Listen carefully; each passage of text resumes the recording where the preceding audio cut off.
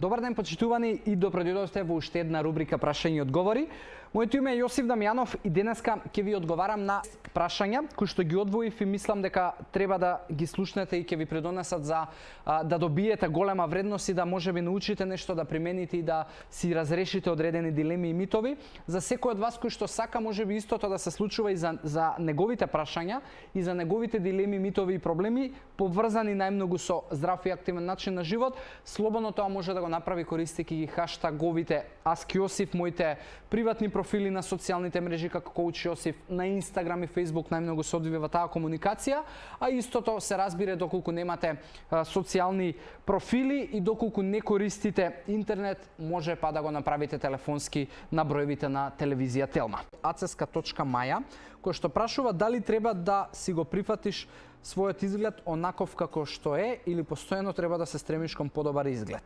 Маја, со тебе поразговаравме околу боди позитивити. За секој од вас кој што можеби не е запознат со ова социјално движење, е трендинг во моментов и боди позитивити е наметнато од тоа што премногу во последно време ни се наметнуваат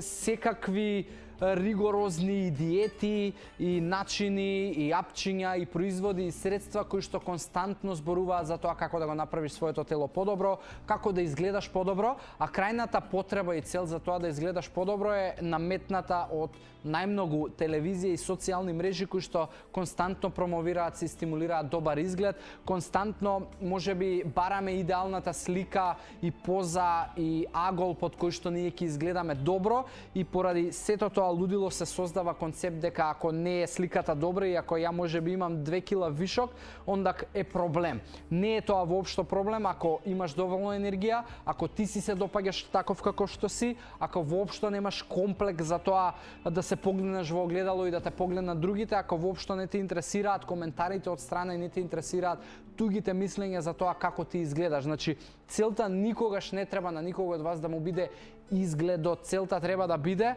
долгорочно здравје, долгорочна добра енергија и чувство и целта треба да биде начинот на живот и процесот, а не одредена глупава бројка на вага, сантими, сикспек, стомачни мускули, добар изглед на плажа или тоа што другите ќе мислат. Затоа Маја, фала ти што ја и наметна оваа тема, ова е нешто што е моја лична филозофија и што константно сакам да ја доближам до луѓето. Затоа да, боди позитивите, јас сум број еден фан на тоа социјално движење и број еден мотиватор и човек кој што константно со луѓето со кои што работи зборува за тоа.